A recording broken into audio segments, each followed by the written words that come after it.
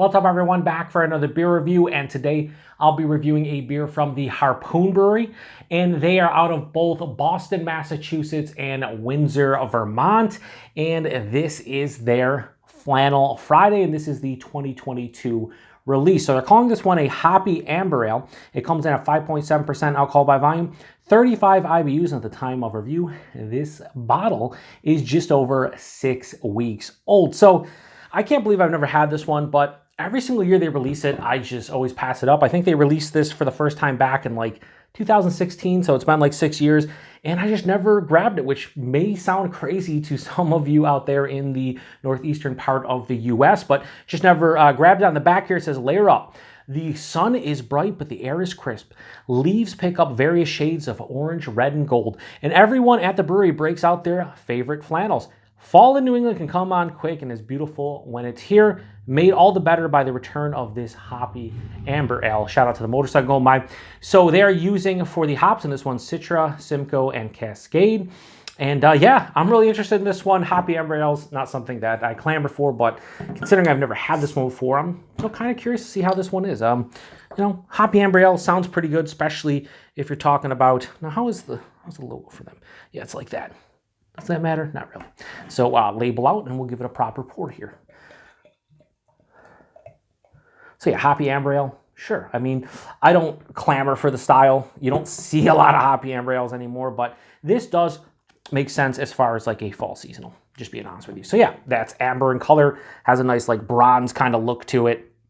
Good clarity, despite the fact it's ale, not a lager. Pretty good clarity. About a finger of a very light 10, like the number 10? No, light tan, as in the color tan, khaki almost. Colored head, really nice, creamy, smooth look to the head. Yeah, looks like a nice beer. Let's get a nose.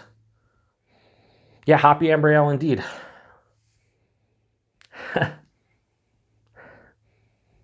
So I've only had a handful of like red IPAs in my life, but that kind of is what this smells like. There's caramel, there's toffee, nice toasted bread quality. But then there's like pink grapefruit, orange, citrus tones.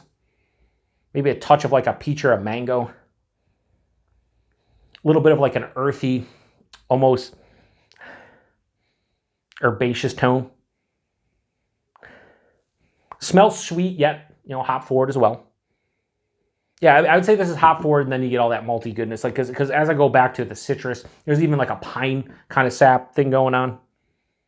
So I think the hops are kind of opening up a little bit. Pretty fresh too, just over 6 weeks old. Maybe a touch of brown sugar too from the malts. Yeah, I mean, Hoppy Amber Ale. Yep. I mean, not much more to say. Let's get into it. Cheers, everyone.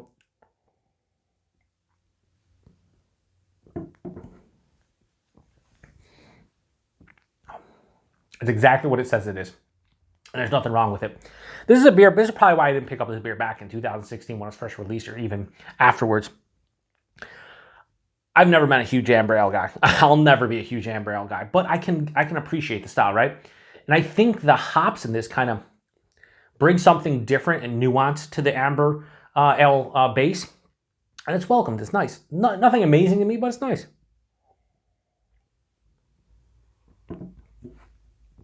Body in this is like a touch under medium body, fine at 5.7, maybe even medium body, a little bit bigger. Mouthfeel, very effervescent. It's spritzy. It's crisp. Carbonation dancing on your tongue, but it has this almost soft, I shouldn't say soft, smooth, creamy finish. Like there is a creaminess to this beer. Yeah, on the finish, a touch of like creaminess and smoothness. So nice. Body, solid. Mouthfeel, really nice. Taste. It's a Hoppy Amber Ale. It's a Red IPA. It's whatever you want to call it at this point. It's a Amber Ale, or you could like say a Red Ale, something like in that. It's probably technically classified as the American Amber / Red Ale if you're going specifically with styles, but it's just a little bit more hop forward. So right at the forefront, the malt hits for me. Caramel, toffee, has a nice toasted bread quality, almost a toasted brown bread quality. A little bit of that brown sugar, all that malt kind of sweetness hits right at the forefront, and it passes through, and that's where the hops hit about halfway through. There's a nice grapefruit kind of zestiness going on. There's a a little bit of like pine sap, touch of like an earthy herbaceousness. Really nice. Finishes slightly dry, but more of like a mild to moderate bitterness. There's a little bit of like lingering, like almost like a piney resinous bitterness. Man, I could crush this. My palate has come a long way. You know, when people say like craft beer or beer in general is like an acquired taste or something's an acquired taste, what that means is like you acquire the taste over time. And it's crazy where my palate is now in 2022 compared to even a couple years ago, let alone, you know, when this beer was released 6 years ago. Back in the early to mid 2010s, there's no way I was picking this up and being like, oh, I really like that, you know, bitterness. I love that, you know, pine resin and the grapefruit and all that stuff. Like I wasn't clamoring for that back then. My palate's in a completely different place. I can get down with this. Is this, you know, am I going to scream from the rooftops and tell everyone to go buy, you know, a case of this and it's the best fucking fall release you can get? No. Are there people out there that probably say that? Sure. For me, I think this is really solid and well made and something that I enjoy now and I probably wouldn't have enjoyed when it first came out. So I'm glad I waited to try it and I'm glad I'm reviewing it right now. 5.7%. Sure. Like, can't really tell this has, you know, there's no substantial alcohol. I shouldn't see on the palate, nothing in the chest.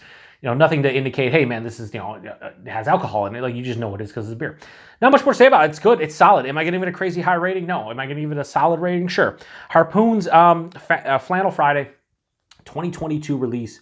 I have no problems giving that just a very strong 3.75 out of 5. That's where this lands. I would imagine if I would have drank this back when they released in 2016, I probably would give this like at the best a 3.5 and probably in the low 3s. Just being honest with you. My palate's come a long way in terms of enjoying older recipes, older school beers, more bittering beers, older styles. Just it is where I am in my you know, when it comes to drinking beer. Price point and availability, I think it was $10-11 for a 6-pack. I think I paid like a buck something, like $1.79 for that. No, you know what? I didn't pay $1.79. I got this in a mixed 6-pack at my local Wegmans, so I didn't pay $1.69. But I would imagine if I got this at like my local bottle shop, probably like $1.79, $1.89 a bottle. Yeah, that's fine price. Availability, wherever you see a Harpoon, you should see this. This is like their main fall release, I'm pretty sure. I've seen it, again, the last 6 years. And we'll probably see it going forward as well. It's a good, like, this is a good fall beer. I think if you're watching football on a Sunday, or you go and maybe rake some leaves or whatever, and you come in and have one or two of these, like, I think you'd be happy with it. Like, it's not, I don't think it's too much in any direction, whether it's, you know, too malt forward, too hop forward.